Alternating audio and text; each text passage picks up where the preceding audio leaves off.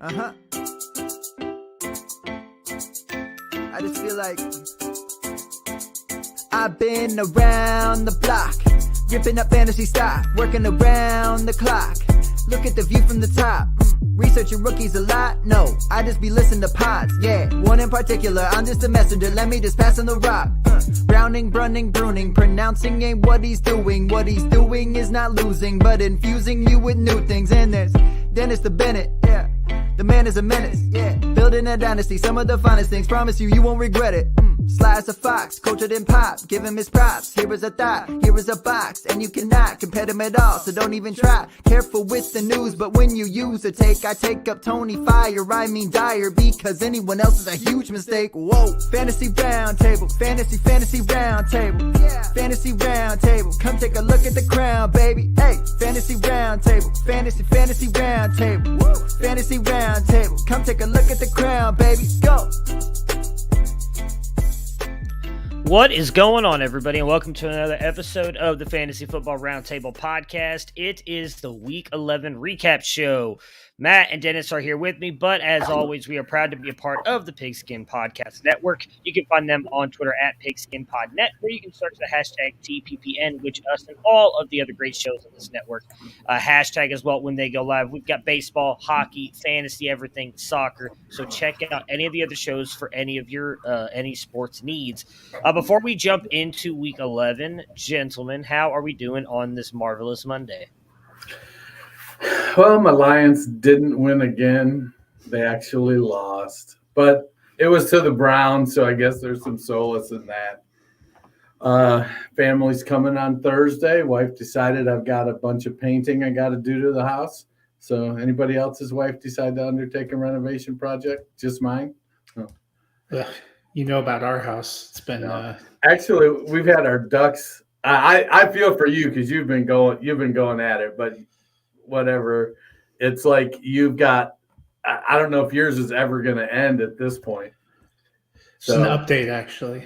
But then our ducks got out today, and so now my wife is out in the dark trying to put a new latch on the gate because apparently the gate keeps blowing open. Our ducks were 2 houses down the road today. Yeah, well, fortunately, you are not hearing anything behind me because there's actually no one working on our house today because we only have minor touch-up paint and they have to put baseboards on the landing, but we have flooring in our entire house. Everything's hooked up in the bathroom. Most of it works. So they have to caulk in our shower controls. It's almost finished. So we actually had to start moving stuff back in yesterday, which led to its own. I wrenched my back. I put everything down, and about the time CeeDee Lamb was getting knocked unconscious, I was screaming and crying, and Lindsay asked me if it was because of the game or because of the box I was putting down. And I said, yes. Yeah. Speaking of CeeDee Lamb, we had a lot of interesting performances here in Week 11, but before we get to that, Dennis, why don't you tell everybody what they can use to help them in their Week 12 matchups?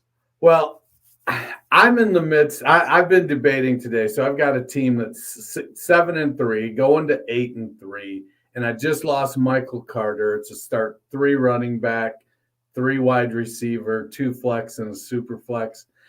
So I'm digging into the Flash Update Pro to decide, is my team strong enough? Do I need to make a move? I'm in the playoffs. Can I wait for him to get back? So like me, you can get the tools that help Bob Harris reach the Fantasy Football Hall of Fame. The Football Diehards Flash Update Pro, a full suite of tools to help make you a better fantasy manager. Rankings, cheat sheets, mock drafts, consistency tools, target distribution, snap counts, and more. Use code ROUNDTABLE for an additional 15% off the already low price of $24. All right, so let's start with probably one of the more surprising games of the weekend. The Colts blitzing, or I shouldn't even say the Colts. Jonathan Taylor blitzing the Buffalo Bills 41-15. He absolutely explodes in this. Depending on your scoring formats, he got you at least 50. I saw some leagues he was getting 60 plus. Just an absolute ridiculous day for the young man. Is he now the RB1 in Dynasty, Matt? Yes, I think for me, he moved up. He was top 5 going into the season. Our biggest question was going to be usage. I actually heard an NFL Network radio clip this weekend of Frank Reich saying he wanted to find a way to give Jonathan Taylor more carries, and I wanted to scream, then just do it. But Taylor's been maximizing. Do you know anybody, Frank? Do you know anybody? Yeah. He's been maximizing his touches. He is RB1 currently in fantasy. He has 1,122 rushing yards and 13 touchdowns. That's 47 yards fewer than all of 2020 and more rushing touchdowns already than in 2020. He's a beast. He keeps going. He's already got more pass receiving yards and more passing touchdowns than he had in all of 2020. And I think the sky's the limit right now. Yeah, I think probably for the last 5 or 6 weeks, you've seen buzz on Twitter about, is Taylor the RB1? I think he's been moving there and it's been picking up speed. I think it's comfortable to say right now that barring some sort of tragic multi-year injury or something, he's going to be sitting atop the running back deck, and maybe he's going to be. We saw what's happened with Patrick Mahomes, so it may be a situation where people are going to start putting him in that Christian McCaffrey kind of role up there and not be afraid to take him at the 101 overall, even in Superflex leagues. Yeah, I mean, he was my two, at running back coming into the season. I still had CMC 1 just because of what he can do in the receiving game, but I'll be honest, that receiving touchdown Taylor had yesterday was probably the most impressive of all 5 of his touchdowns. So I definitely think I don't have an issue if you want CMC over him, even though Taylor is clearly younger, and I do think is a better runner, but I think overall everything CMC can do, and he's for the most part been healthy this year. I'm okay with him still being 1, but I think those two are the 1 and 2. He surpassed Barkley for me. I can't remember who the other running back is that I had up there. I know Cook was up there for all of us. I don't know that he was 2 or 3, but he surpassed everybody. I think it's those two sitting in a tier of their own, and then everybody else at the running back position. Dennis, are the Bills in trouble? We've seen them really kind of struggle here lately. I mean, what are your thoughts on their team, on this team? The Bills play down to their competition, and they seem to lack toughness. And I don't know if that's a function of the offense relying solely on Josh Allen. I think when you see these guys like Dalvin Cook and Zeke Elliott and Jonathan Taylor, who just go in there and they establish a presence when it comes to moving that offense. When you need 2 yards, or they're going to go in and they're going to get those 2 yards. And some of it sure is offensive line, but you need to get some. I think Buffalo needs to get some nastiness to them if they're going to not fade this season. It's certainly been disconcerting to watch them struggle against some of these teams that they've played. Yeah, and their defense has been up and down. At times it looks incredible, and at times, like yesterday, it looks like it's getting walked all over. But the biggest thing is their offense is one-dimensional, and while that caught a lot of people by surprise, and they had some great success last year, it can't keep working this year. That one dimension is Josh Allen. He's their leading running back. He's the guy throwing the ball. They have not been able to get anything going. I think it's a real bummer for those of us that had some hopes for Zach Moss or Devin Singletary. They're getting carries at times, but they don't do anything with them. And then Buffalo gets behind and just goes away from them. They have some serious problems, and now they're not even in first place in their own division. We're talking about a team that a lot of people were picking to be in the Super Bowl. I picked them to win the Super Bowl, and they're not even in the lead in their own division. They have 2 games with the Patriots coming up in the next 4 weeks. If they lose those or split those, they may still find themselves on the down end looking up, and then losses to teams like the Colts and the Titans and the Steelers look even worse, because if you have to end up in that big pool of teams competing for wild card in the AFC, those are head-to-head losses that will knock you down a peg. Yeah, those tiebreakers are going to be huge. We saw that affect a couple teams last year in the AFC playoffs. They need a running back in the worst way. The fact that they're leaning on Matt Breida as much as they were yesterday, maybe because some of that is they were down and he's the better receiving back out of the three. But I'm with you. I think defenses have finally. Is he a better Yeah. receiver than Singletary? I mean, Singletary is a good receiver. He's good. He's not as good as Matt Breida. Yeah, I would take Matt Breida's receiving talent over both those guys. I think that defenses have really had a chance to look at the Bills and kind of figure out ways to slow them down, especially as you mentioned, because Josh Allen is the entire passing and rushing game right now for the Buffalo Bills. They've got to get it figured out. They have not had their bye week yet, correct? I don't think that they have. So they have. Okay, well, that makes they're 6-10. And we played 11 games, or they're 6-4. Sorry, we played 11 games. They had a bye week because they were the same bye week as the Chargers. Because I remember I lost both my Superflex quarterbacks. Bye week hell. Okay, yeah, I was saying maybe they can, if they have a bye week coming up soon, they can kind of reset and fix everything. But now they don't have that yet. It's going to be. They got a lot to fix. Even that defense yesterday. I mean, we saw it. I don't want to panic too much on the defense because really the only two running backs that have gashed them are Derrick Henry and Jonathan Taylor, and both of those guys are the top tier at the running back position. So I don't want to freak out too much, but Matt, you and me talked about it a little bit on Friday, how good they've been against the run, and we mentioned Jonathan Taylor might be able to do what Derrick Henry did, and he did even better.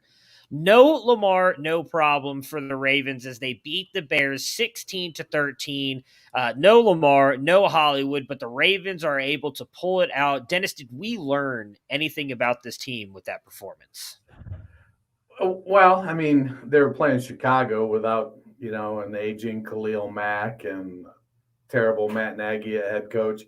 It's wild if you look at the numbers, like before Fields got injured. So Fields and Dalton played each right. It was a 51-49 split in snaps, but Dalton threw the ball twice as much as Fields did. Did he check out of run plays into pass plays that much? So I don't know. For me, Baltimore, no Lamar and no Hollywood. I don't know. I feel like it. I still feel like it shouldn't have been that close. I feel like that defense is strong enough that they should have been able to create an opportunity for a little more separation rather than a last-minute field goal. Yeah, but I think we learned a lot about their toughness and resiliency. I mean, Tyler Huntley came in to lead that team on pretty short notice because Lamar was a scratch on Sunday morning.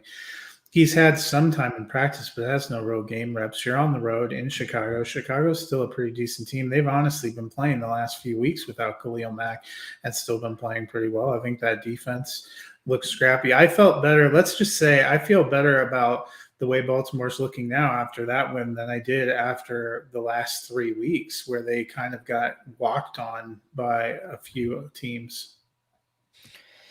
Yeah, I mean, the defense, they're so good against the run, but they are just absolutely atrocious against the pass. I find it very weird that, as Dennis mentioned, Andy Dalton passes as much as he did, and they would not let Justin Fields do that. Like, that is how you beat Baltimore.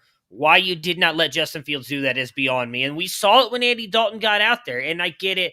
Fields has struggled earlier in the year to pass the ball, but my goodness, if you don't ever let him pass it, he's never going to improve. So it's also just a weird game in general to see them go up with, what was it, like a minute left after an all-out blitz on a fourth down play that Andy Dalton is able to hit track star Marquise Goodwin for a major touchdown, and then they still let Tyler Huntley drive down the field and set up Justin Tucker for a chip shot field goal. Matt, the Bears fell short, but Mooney looked really good. What do we think of him moving forward for our fantasy lineups? Yeah, I mean, I just think he, like Allen Robinson, who was a scratch yesterday, just need a quarterback.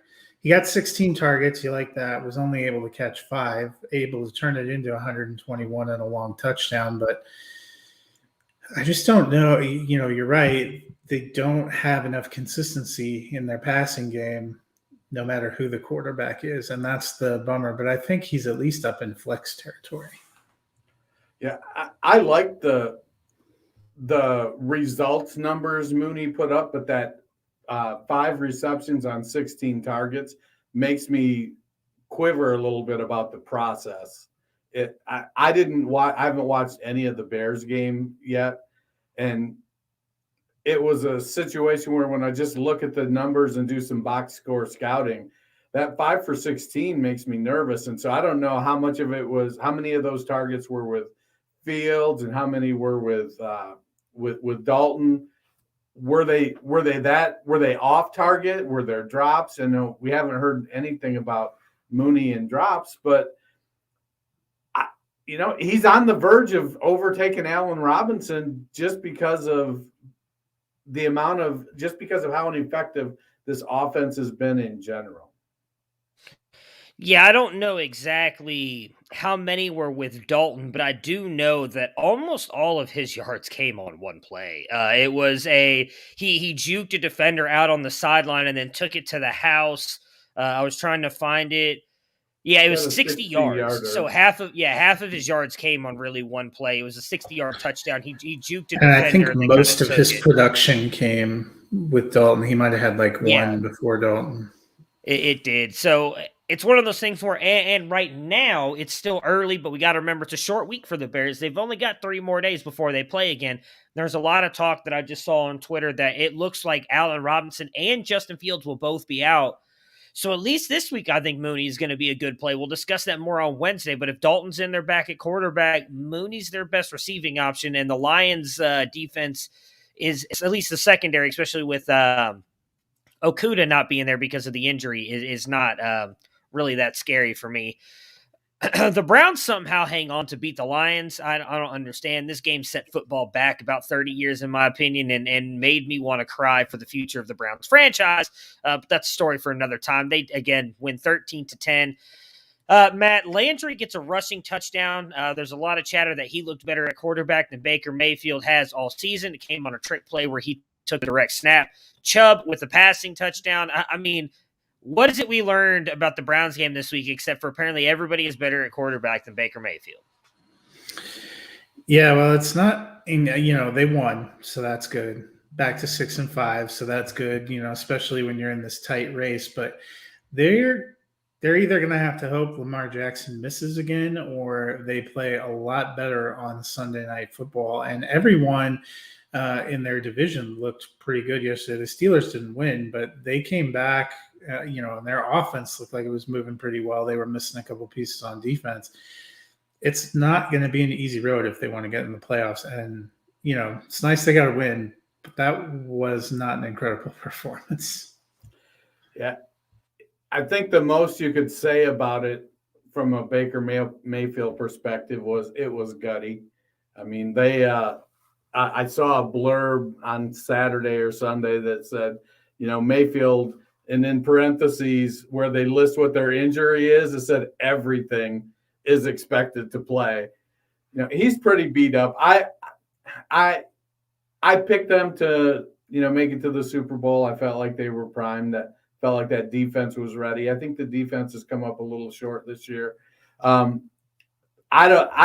this rate, I think it's probably better for them to not even make the playoffs. Don't give yourself any false hope. They're beat up. They've struggled with injuries. Is Baker, is he the answer? I don't know that he's the answer, but I also don't think he's the problem either. He may just be a good quarterback, and we have to stop expecting him to be a great quarterback. So let's get him within structure. If that Stefanski offense gets clicking with the running game, then I think Baker is going to be just fine. Yeah, I mean, Baker's so beat up. At this point, I wonder if it would just be better to sit him for a week or two. Case Keenum's not going to replace him, and I understand Baker's a gamer. He doesn't want to sit. And granted, Keenum didn't look that great against the Broncos. Do you think he's just trying to hang on until the bye week? Because they play next week, and then they have the bye, right? Week 13. But I don't even know that the bye week's going to help him much. I mean, maybe it helps with the knees because I think he's got like a bruised knee, a sprain here. He's got the ankle sprain. But that shoulder ain't getting fixed till the offseason. It's a fracture and a torn labrum. Like, it's not going away. Maybe just giving it rest a couple weeks. And I don't even know that that's affecting him that much because that's been bothering him since earlier. And he was playing good earlier in the year. I just think it's a mixture of, as Dennis mentioned, everything. I'll also admit, and you know what the crazy thing is? they don't have a playmaker on the outside, so it's really kind of hard for Odell to throw. Odell, my bad. Whoops, for Rody For Jarvis to throw to. What are you talking about? Nick Chubb caught a beautiful touchdown pass. He's your wide receiver 1. He is our wide receiver 1, and that's the problem. They need a wide receiver in the worst way. I love Jarvis, but he's not a downfield threat, and he's banged up as well, dealing with the knee injury. He just doesn't look like he can give it everything he has in the past couple of years. He's coming up short on catches that he's almost always made, and I honestly think the knee injury is affecting him a lot as well. We saw him sit out, I think it was almost most of the fourth quarter because of that knee injury as well. So I'm kind of with Dennis. I mean, if they make the playoffs, I don't want to give up on Baker. I posted a poll earlier today, would Browns fans be happy if they went out and got Jimmy G? Because a lot of Browns fans are really soured on Baker over the past couple weeks. I don't know that he's the whole issue, but I do think it's fair to say he's part of it. It's just this whole team is underperformed. It's typical Browns. I was very hesitant this year to buy into him, and now I feel like I'm being proven right. Or maybe it's just God punishing me because I refuse to believe in them. And then he's like, "Oh, you don't want to believe? Here, I'll give you a reason not to." But anyways, it probably is. Dennis, the Lions come up short, but man, did DeAndre Swift look good. Man, he's living up to the expectations. What is he? He's 5'10", 209. So he's got a sturdy build. He's fast, can make plays inside and outside, and he's an exceptional pass catcher from the running back position. So I feel bad that, it'll be nice, I guess, in 2 years or 3 years when he goes to a contending team. If he doesn't get beat up too bad over these next couple of years, it'll be nice to see him be successful. But from a team perspective, but he looks good, man. I've got him in a couple different fantasy leagues, and he's a set and forget. Yeah, and it's a shame they're not having more success, but we knew it was going to be a long road. I think at least with what we've seen from Swift and Hawkinson, they have a couple of nice pieces to build around. Yeah, I mean, Hawkinson had a pretty good game too. I actually don't think the Lions. He at least factored in the game. Yeah, he was factored. I mean, that touchdown run by Swift where he juked out the defenders and turned on the afterburners there to run by everybody was a really nice touchdown. Yeah, I actually think the Lions, and maybe I'm just being way too optimistic here, but I think they could be competing as of next year. I mean, they're likely going to have the number 1 pick with the way things are going right now. You get Kayvon Thibodeau out of Oregon, just automatically changes that defense. You get a Kuda back, and then I think if they can get they have another first-round pick, they grab a quarterback and a wide receiver. I think they could be fairly good. I like what Campbell's doing. Again, they've played tough every single week. They're playing good with a team that I think we can all agree is not one of the best in the NFL, and they're usually hanging with everybody. So there's a chance Aaron Rodgers is going out of Green Bay next year, which throws the NFC North up to anybody. Yeah, even Captain Kirk and Mike Zimmer, who's apparently not going to get fired now after he just came back and beat the Green Bay Packers. 10 years from now, those two are still going to be ruining our Sundays. Exactly. Which, since, in the essence of great segues, we're just going to go to that game, actually, since we're talking about them. And they do come back and beat the Packers 34-31. Who would have thought that we'd be talking on a Monday that Aaron Rodgers left too much time on the clock for Captain Clutch Kirk Cousins as he drives down the field and gets him in field goal range for a big win there. Matt, one of the better games of the day, and the Packers came up short. Big game, though, for Dennis's guy, MVS. Do we trust him? Because I know Dennis's answer, so I want your answer. Trust is a little bit hard, but he definitely has a pretty decent role in the offense. They were targeting him a lot, even early when he wasn't always getting it. He actually, I think he led the team in targets, had 10. He is always a threat to break a big one. Got a 75-yard, touchdown pass, and that accounted for most of his yardage. But I think there are worse flex options, especially in deep leagues. I mean, it was more like a 25-yard pass and a 50-yard run.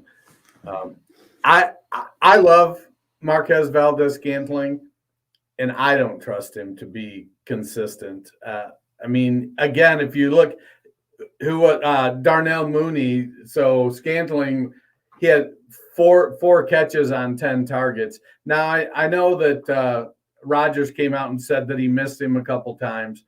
But that's always been the rub with MVS, is that he's not efficient. Now, he tends to have a lot more deep targets, which are by nature more inefficient. It's great to see him have a good game. He's had some opportunities earlier this year where he's dropped it. And you don't know from week to week who's going to be the wide receiver 2 in Green Bay. But it does seem like he's got a better shot than most any given week, in part because he does have that long speed and that deep threat to his game. If you're in a deeper league, he's a great bye week fill-in. If you're in a deep league that's, starting 12 players or 10 players, he's great for that second flex, that third flex, because he does have the potential to put up a big game like he did yesterday. Yeah, I mean, look, I'll say I'm very appreciative of him. Him, Justin Herbert, and Jonathan Taylor carried me to a .62 win in Scott Fishbowl, continuing my win streak and climb up in the standings. I'm super excited. I'm now third in the Beyonce division, but it's a great game for him. Again, if he can just consistently prove it, he might be, especially with the fact that Lazard has struggled to stay out on the field, and they've really never. I mean, golly, they were using. They were using Equanimous St. Brown in the run game. Like there's opportunity if he can just be consistent for like a couple more games. I think that we can move him. Equanimous St. Brown is no J.J. Arcega-Whiteside in the run game. By the same token, though, Rodgers only had 10 incompletes, and 6 of them came from trying to get the ball to MVS. Well, just like consistently stay on the field then. Can he just consistently stay on the field? That's what I'm looking for out of MVS. Dennis, the Vikings get the win back to 5-5. I feel like the conversation we're going to continue to have all season, can they make the playoffs? If their defense can hold up, they've got the weapons. Tyler Conklin has stepped up to become a consistent player at tight end when they get in the red zone. And when you've got Justin Jefferson and Adam Thielen out wide, they are always a threat. I mean, each of them caught 8 out of 10 passes yesterday. Now, as somebody who's more often than not ended up with Thielen instead of Justin Jefferson, I will say that 169 yards for Jefferson and 2 touchdowns over the 82 yards and 1 touchdown for Thielen is kind of makes me a little bit sad.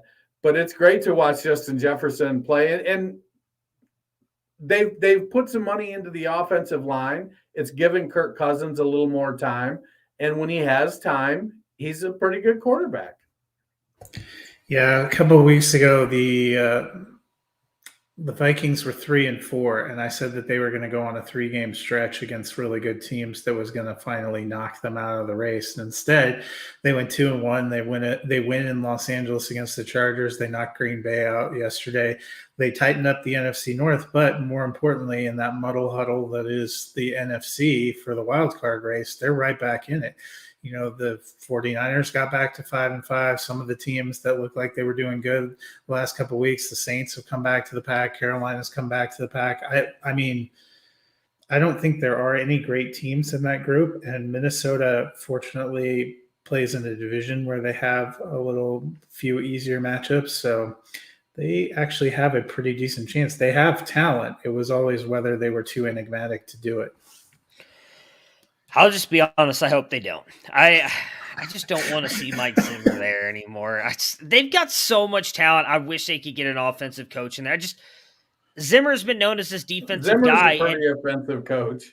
He hasn't. Well, that's the problem. He's known as a defensive coach, and his defense is horrible. So I just think, I don't know. Maybe I'm wrong here. Vikings fans can tell me I'm wrong. I just think he needs to go. And if they make the playoffs, as Matt said, they're just gonna extend him and Kirk Cousins for a decade, and we're just gonna get, right around 500 play for the next 10 years out of him. You are definitely not wrong. I work with a Vikings fan, so we had the game up on our screen while we were working yesterday, and this morning when I saw him at lunch, I was like, "Hey, they won," and he's like, "Yeah, for once they didn't break my heart." So you're not wrong. Even Viking fans don't trust Zimmer. Yeah. I wouldn't either. All right, so the Texans, I guess this is probably the more surprising game. I said the Colts over the Bills. This is definitely more surprising, although I've been saying I did Uncle not think the Titans. Titans were as good as they appeared or as good as their record says they were. Who says that again? Can't remember who that is. They are who they thought they were. That's Dennis Green. You Yeah. are what your record says you are. Is that Bill Parcells? Doesn't matter. But the Titans lose to the Texans 22-13. Dennis, should the Texans be trying to win right now? From a fantasy perspective, probably not. But from a real NFL perspective, these cats are getting paid a lot of money to play football. And so I get it.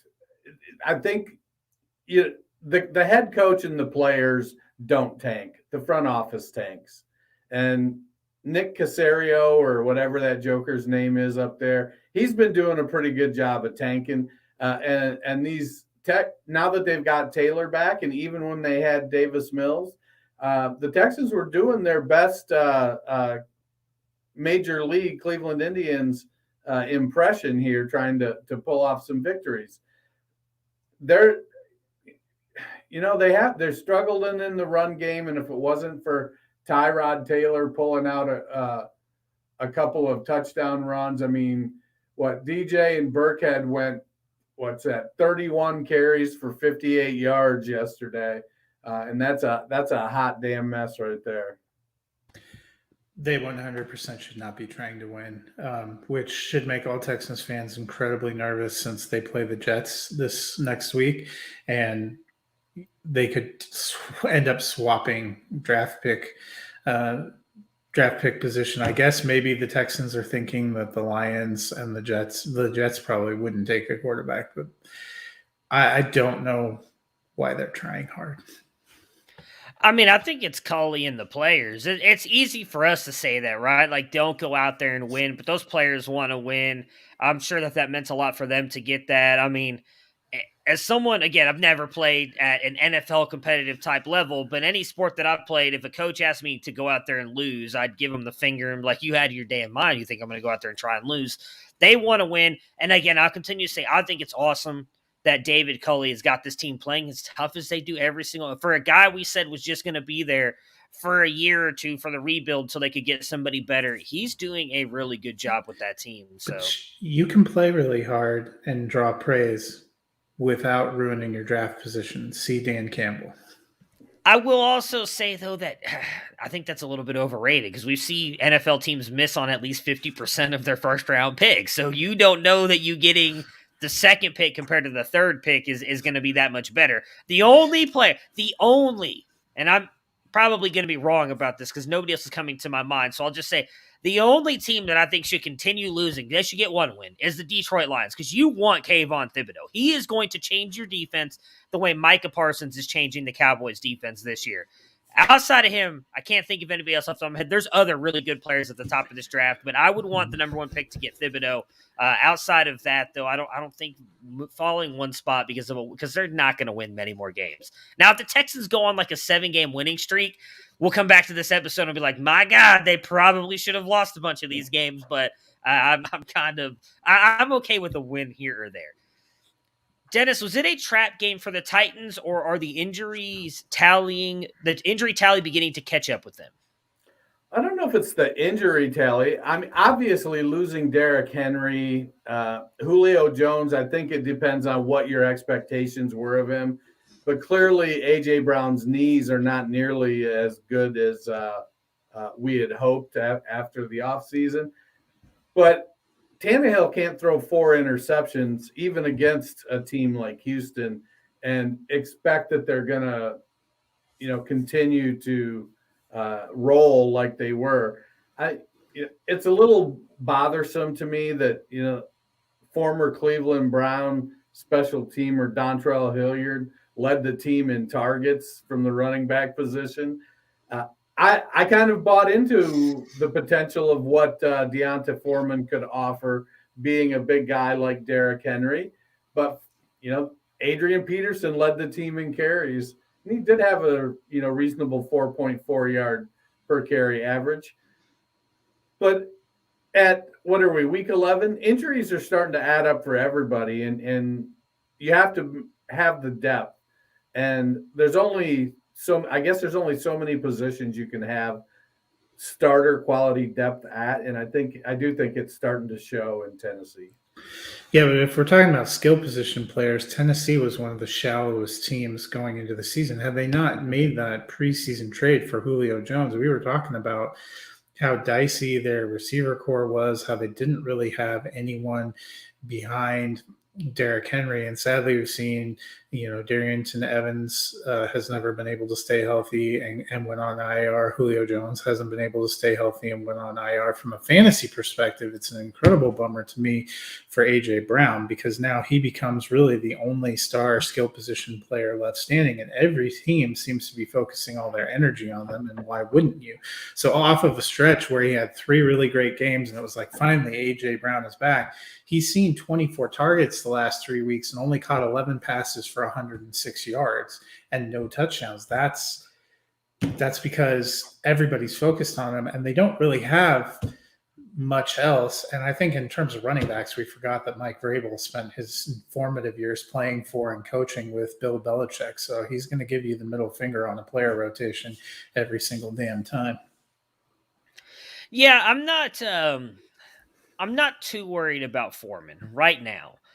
Hilliard, I think he was out there so much because they were literally behind from the jump, and they never really got back into it because of Ryan Tannehill throwing those interceptions. And then, Peterson, I believe they had the same snap percentage. That was like 19%. So while Peterson got more carries, Foreman was out there. I just think Hilliard was so involved because of that. I still think Foreman's going to be the guy, because even though I'm not a massive fan of him, I think he's better than what we've seen from Adrian Peterson the past couple of weeks.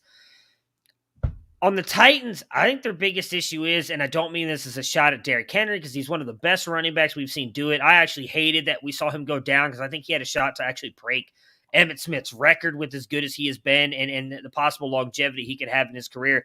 I think this is what happens when you build your entire team around a running back, and then when you lose said running back, because Ryan Tannehill has not been able to carry this offense. They don't have anybody on the outside to help. They tried to go all in on Julio. He's barely played. Then you lose A.J. Brown. You have nobody else. You get rid of Jonnu Smith, who probably could have helped you out a little bit, because you think you can replace him with Anthony Firkser, who's done absolutely nothing. The defense, who we thought that's what Mike Vrabel was being brought in here to do, has been nothing but a rumor since their long playoff run a couple of years ago. So I think the Titans are in a lot of trouble, especially with the Colts surging. I would not be surprised if I end up being right in the Colts winning this division at the end of the season. So is it a testament to Arthur Smith, or is it just a function of Derrick Henry staying healthy the last couple of years? I think it's more Derrick Henry not being there, because this team still looked really good with Derrick Henry there. And since he's been out, I think this whole team has fallen apart, because now everything is on Ryan Tannehill's shoulders. And I think we're starting to realize that, I don't want to say that we believed in him, but he sure looked good when he was asked to step up when Derrick Henry was doing all this other stuff. It was like, okay, Ryan, we just need you to complete this 5-yard pass here, and then let Derrick Henry run for 15 yards, and then you complete this 10-yard pass here. Now, all of a sudden, it's all on Ryan Tannehill, and he's not doing it. We're seeing the Miami Dolphins Ryan Tannehill. So maybe in the what's the thing is we go all the way back to the beginning here. Maybe Adam Gase wasn't as horrible as we made him out to be, because Ryan Tannehill not starting to look so good. Sam Darnold all of a sudden has gone back to the pumpkin in Carolina. Maybe it wasn't all on Adam Gase. Maybe he was only like 80% of the issues there for some. But I think it's also on their general manager. I mean, they let Jonnu Smith walk, and obviously Anthony Firkser is not the answer. They don't have anything there. They splashed out a free agent contract on Josh Reynolds, and I haven't seen him do anything. Well, they he's spent in Detroit. Yeah, they spent their one offensive draft pick was Des Fitzpatrick, who I guess had a touchdown yesterday, but we haven't really. That was a curious decision, and we haven't seen. No, it was a bad decision. You can say bad. It was a bad decision. Yeah, so I mean, the offseason strategy, and then you're right. If they hadn't managed to make that Julio thing happen, we were talking about how grim their options looked, and they're reaping that right now. Yeah. All right. The Dolphins are on a 3-game win streak. They beat the Jets 24-17. Matt, the Dolphins win. What do we think of Jalen Waddle? I love what he's doing. Here was another game where the primary running back caught a passing touchdown and the primary wide receiver did the rushing touchdown, which is always very exciting. But he seems to have picked up. He has good chemistry with Tua, which is what we thought was going to happen. And I think he's become a real reliable play week to week. Yeah, I think you can count on Waddle. I don't know if it's a function of everybody else being injured for so long. He hasn't had a choice but to step up, or, he was a high draft pick. Everybody thought he was good in fantasy rookie drafts. He was widely regarded as the wide receiver 2 or wide receiver 3, depending on how much creed you put into BMI. But no, Waddle looks good. He's explosive, and he's got good chemistry with Tua, like Matt said. So if Tua can stay healthy and if they can find some balance with the running game, Myles Gaskin can stop this every other game kind of charade we seem to be getting from him. They've got weapons. If they can get their defense to play consistent now. Yeah, Waddle has really been looking good, and I can't imagine how good he's going to look with Deshaun Watson next year. On the Jets side, it's another good day for Elijah Moore. Dennis, are we starting to believe in him being a flex option every single week? I mean, imagine the second, third, and fourth string quarterback of the Jets bringing this offense alive while their future franchise quarterback, Zach Wilson, has been bupkis. The snark in me says, yeah, I'm all in until Wilson comes back. But no, I think more it's going to come down to Saleh and LaFleur. If they can keep him, if they decide they're going to keep him on the field, he's making plays. Get him out there with Corey Davis, and if they insist on having Jamison Crowder in the slot, then by all means go run 3 wide receivers. But Elijah Moore is looking like the real deal. He made Joe Flacco look pretty good this weekend. Yeah, it happens once, okay, twice maybe it piques your interest. Now 3 games in a row. That's a good trend. The last 3 weeks, Moore is wide receiver 2. He's seen 25 targets. He's caught 18 passes for 269 yards and 4 touchdowns. And as you said, he's got touchdowns from Mike White, Josh Johnson, and Joe friggin' Flacco.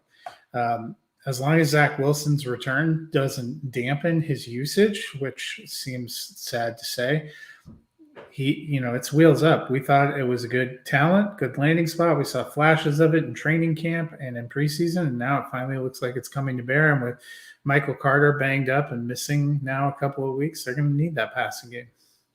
Yeah, play Elijah Moore for the next week or 2 until Zach Wilson comes back, and then firmly put him right back on your bench because he is going to struggle with the Jets franchise quarterback. The Eagles with the big win this weekend, 40-29 over the Saints. Matt, the Saints drop another one. Can they stay in the playoff race without Winston? That's a real question, and I don't know if you saw it today, but they splashed out a big contract for Taysom Hill, which makes absolutely no damn sense since they have eschewed putting Taysom Hill in so that they can play Trevor fucking Siemian, who's been fine, I guess, except for they've lost every damn game that he started.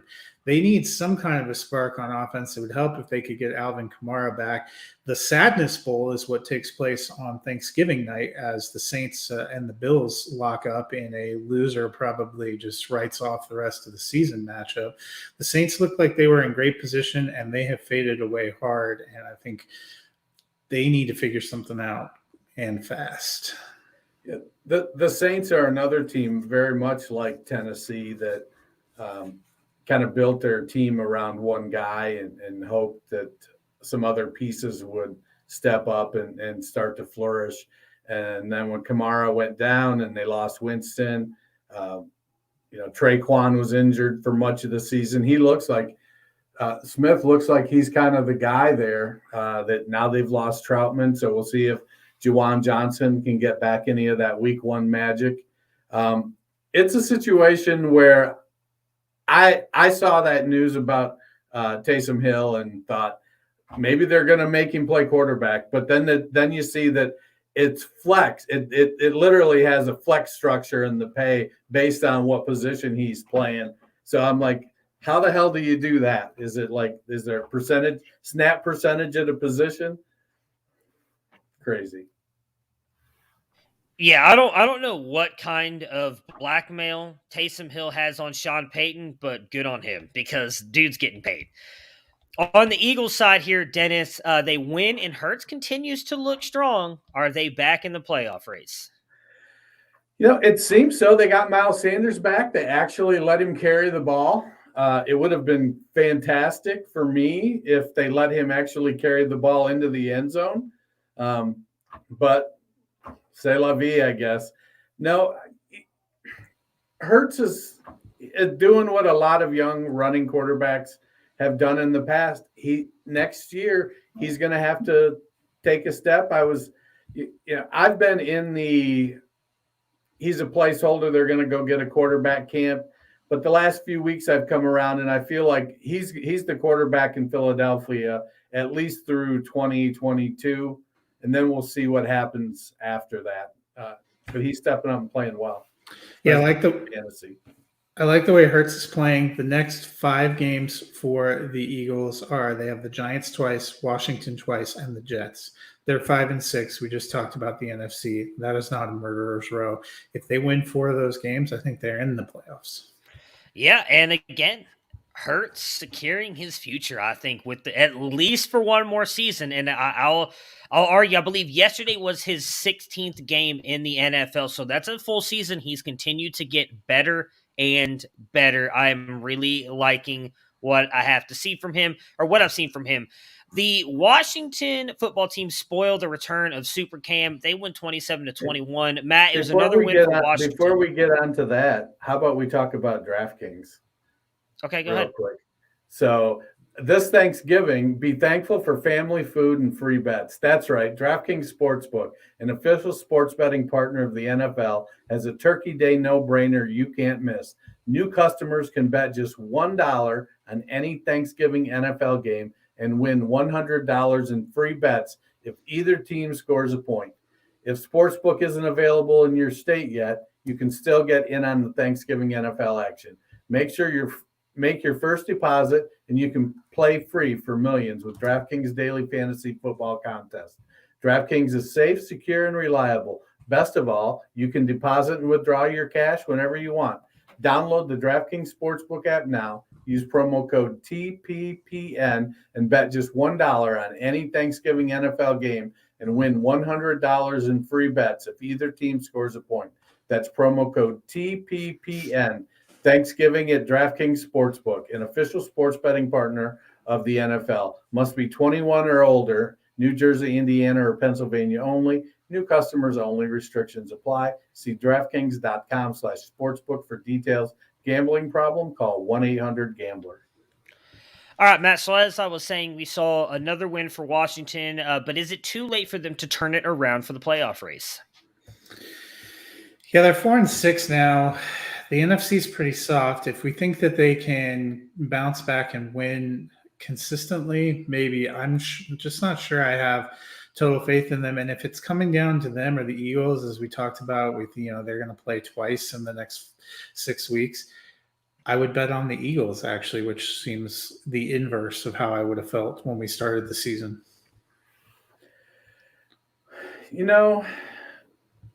We're talking about the Eagles versus the football team. I got to go with the Eagles. I just don't see where Washington's going to turn it around. Even getting Gibson starting to get healthy, Heineke playing as well as he is, I just don't think that defense is going to be able to turn it around. Yeah, and I'm also not buying into Heineke. He does this where he has like a couple really good games where I feel like he plays above his head a little bit, and it really gets the Washington football offense going. But with this defense, the rest of the season not having Chase Young, and they already weren't playing that well, I'm with Dennis. I mean, the Eagles defense has been playing really good all season, actually. They've held a lot of really good teams down, and with Hurts and this offense coming on more and more, I'm taking them over Washington. Dennis, Newton had some big moments, especially that touchdown run, but the Panthers lose. Can they contend with Cam? I feel like this is, how when somebody goes away to college and then when they come back home, everybody throws a great big party. I kind of feel like that's what happened this week in Carolina. I don't know. I think it's going to be, they didn't win. The excitement was there. I feel like they're probably going to play 500 ball at best the rest of the way, and that's just not going to be good enough. I don't think Cam is necessarily a great fit for the Joe Brady offense.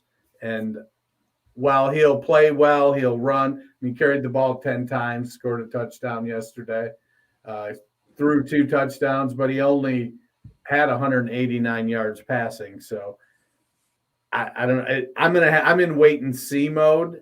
If I have Cam right now, I'm kind of looking to sell him, see what I can get for him.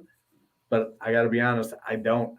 Across more than 20 teams, I don't have a single share. Yeah, and I think Cam played fine. We need to see some Cam magic. Next week they're at the Dolphins, then they have a bye, and then they're home for the Falcons. But it's that last 4 games. They're at the Bills. They have 2 games with Tampa Bay, and they have a game with the Saints wedged in there.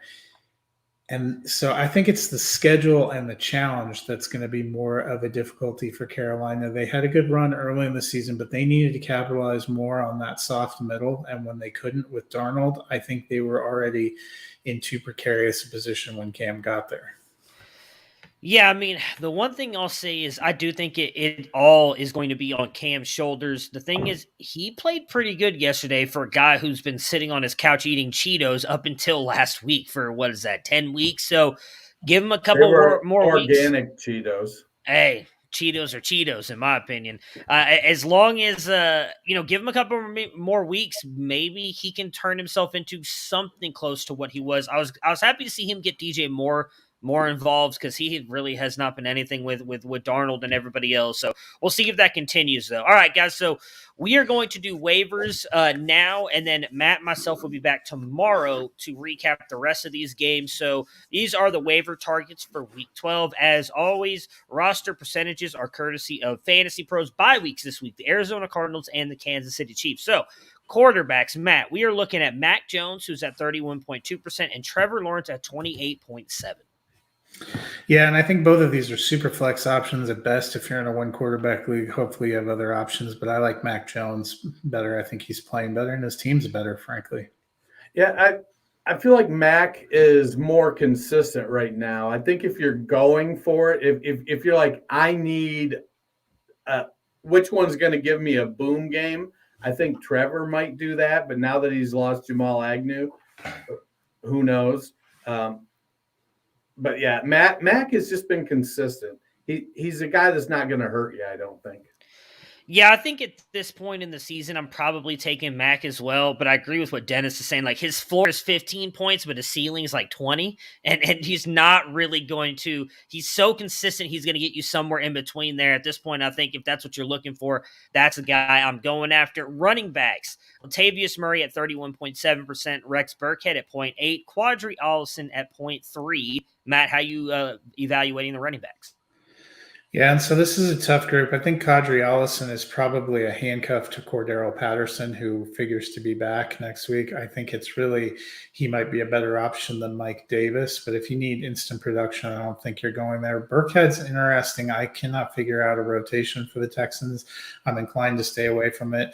So Murray's probably my top choice, but it seems like Devonta Freeman has taken over the lion's share there. So if you need somebody to start this week, all 3 of these guys are probably going to let you down, but I go Murray, Burkhead, Allison, I guess. Yeah, I don't know what you do with Burkhead and Allison. And I'm a Quadri Allison guy, but I don't have any confidence that he's going to keep getting, 7-8 touches. For me, it's Murray, and if you have to make a deal, make a deal.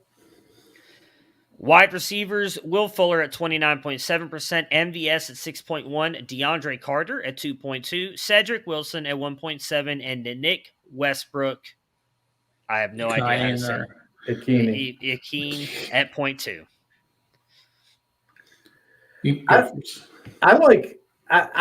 Will Fuller always presents that same conundrum. Is he really going to come back? Did he play this week?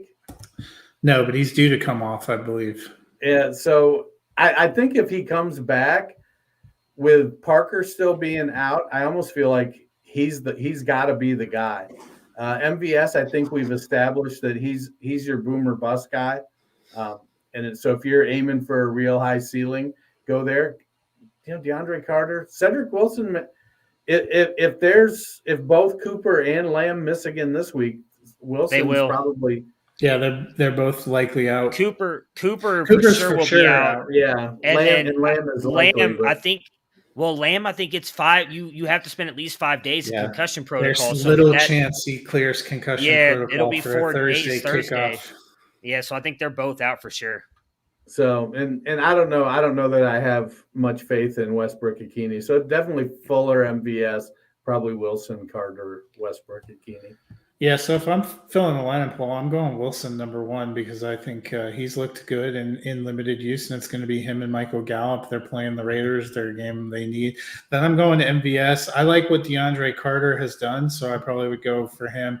And then Fuller and Westbrook Akini, honestly, are about the same kind of toss-up for me. Who knows who the Titans are going to throw to, and who knows if anyone outside of Waddle and Gesicki is going to have any passing value in Miami. And last but not least for the tight ends, we've got Logan Thomas at 49.8%, Tyler Conklin at 39.6%, and Adam Troutman at 6.4%. Troutman's out, I think. Yeah, unfortunately, that broke today. That was a bummer. So he's out now 4 to 6 weeks. So if but hey, stash him. Just trying to throw that in there real quick. No, I think you got to go Logan Thomas because he's the starter. While Conklin's the starter, Thomas gets the targets. Conklin gets 3 targets. You're hoping for 3 targets, 3 catches, 20 yards, and a touchdown from Conklin. Whereas Thomas can put up, 8 catches for 80 yards and a touchdown. Yeah, I'm going to go Thomas and Conklin too. But if you're in a dynasty league and somebody cut Adam Troutman free, I might grab him and stash him because I liked the way his usage was trending prior to injury. All right, so that will do it for us today. It is Thanksgiving week, so a little housekeeping here at the end of the show. We will be live again tomorrow. Matt and myself will finish recapping the afternoon games and the Monday Night Football game tonight. Maybe talk a little pop culture corner as well. And then we will be live Wednesday, probably Wednesday night. We have not confirmed that yet, but the 3 of us will be on a little bit later than usual so we can preview all of the Thanksgiving and all of the Sunday games as well, because we will not be live Thursday or Friday so that we can spend time with our families. So everybody enjoy the Monday Night Football game tonight, and Matt and myself will be back again